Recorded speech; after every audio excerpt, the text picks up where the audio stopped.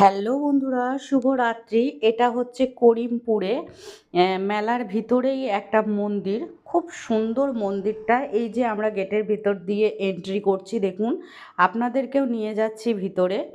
এই যে সিকিউরিটি, আর এই পাশেও দেখুন সিকিউরিটি, আর দেওয়ালের মধ্যে রয়েছে একটা দেবী প্রতিমার মূর্তি, সেটাও আপনাদেরকে আমি জুম করে দেখাবো।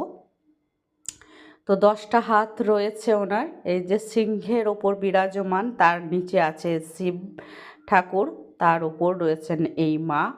তো যতটাই ভিতরে গেছি মন্দিরের, ততই মন মুগ্ধ হয়ে গেছে আমার। প্রত্যেকটা দেবীর রূপ দেখুন, শুধুমাত্র নজর কাড়ার মতন। তো এই যে সিকিউরিটি দাদা বসে আছেন, আমরা আস্তে আস্তে ভিতরের দিকে এগোচ্ছি, একটার পর একটা, একটার পর একটা। এই দেখুন এখানে রয়েছে কিন্তু বামাখ্যাপা, আর এদিকে রয়েছে সারদা মা, রামকৃষ্ণদেব আর সারদা মা। তো যাই হোক, এই যে মা কালীর মূর্তিটা দেখুন, একদম লাল জবা ফুলের মধ্যে ছোট্ট মা কালী।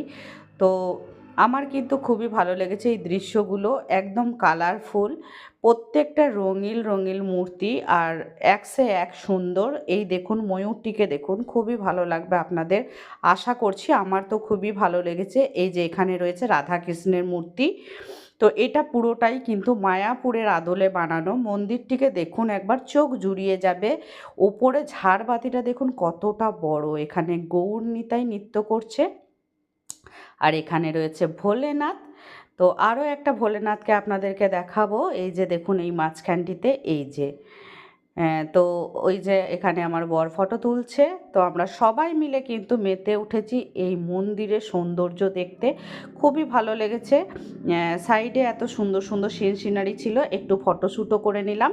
তো আপনাদের এই ভিডিওটা যদি ভালো লেগে থাকে তাহলে লাইক, কমেন্ট এবং শেয়ার করবেন।